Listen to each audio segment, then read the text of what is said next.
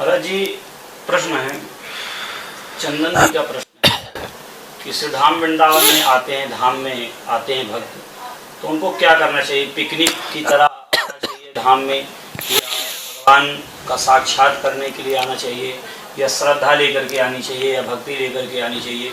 कुछ लोग धाम में आते हैं तो वो 90% ऐसे लोग हैं जो पिकनिक समझ करके आते हैं और उसको मनाते हैं पिकनिक की तरह।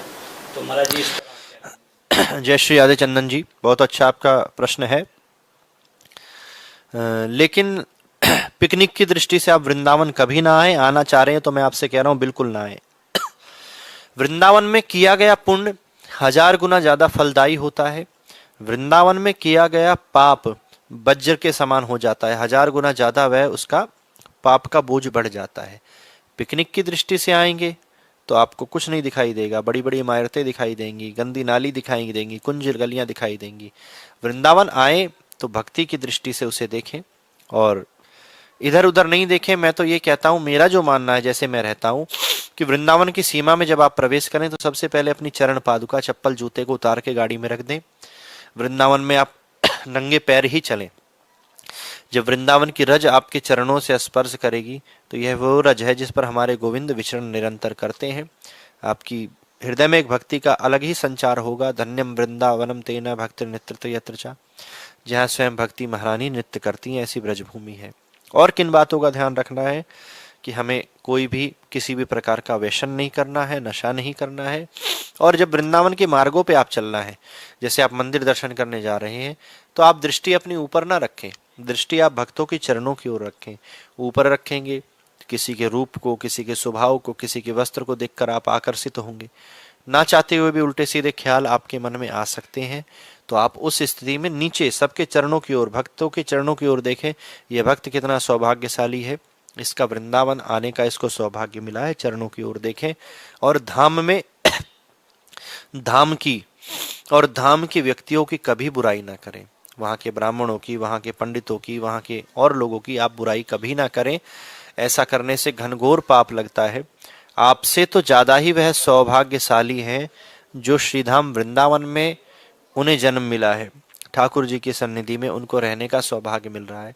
चाहे वह झूठ बोल रहे हैं, चाहे कुछ भी कर रहे हैं, वो उनका आपका अपना कर्म है। उसके प्रारब्ध के अनुसार उनको उसका फल मिलेगा।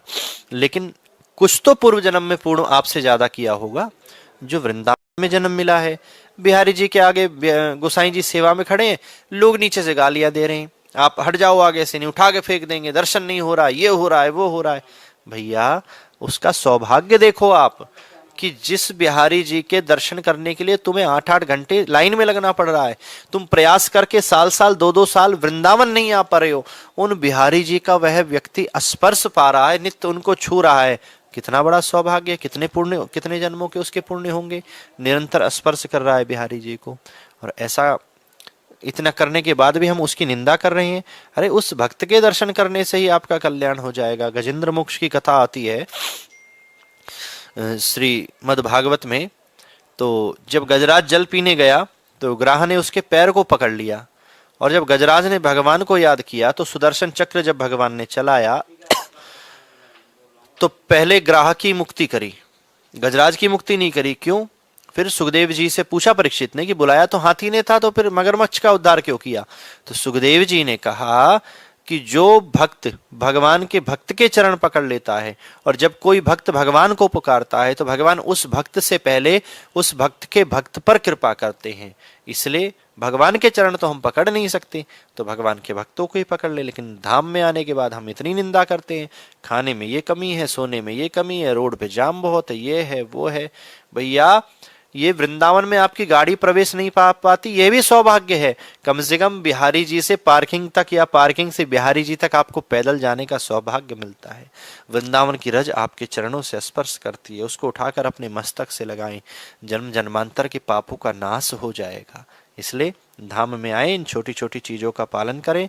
जितने दिन धाम में वास करें, ब्रह्मचर्य का पालन करें, सात्विक आहार खाएं, लहसुन, प्याज, मांस, मदिरा आदि इन सब चीजों से दूर रहें, और बस निरंतर भजन करें, कीर्तन करें, परिक्रमा लगाएं, माला जपते रहें, यही वृंदावन आने का एक अद्भुत आनंद है। एक बार आप ऐसा करके देखें, आपको एक अलग ही आनंद लगेगा। फिर आपको लगेगा कि पहले हम जो वृंदावन आते थे उसमें और इसमें बहुत फर्क पड़ा है, और सही तरीका वृंदावन आने का यही है। जय श्री राधे।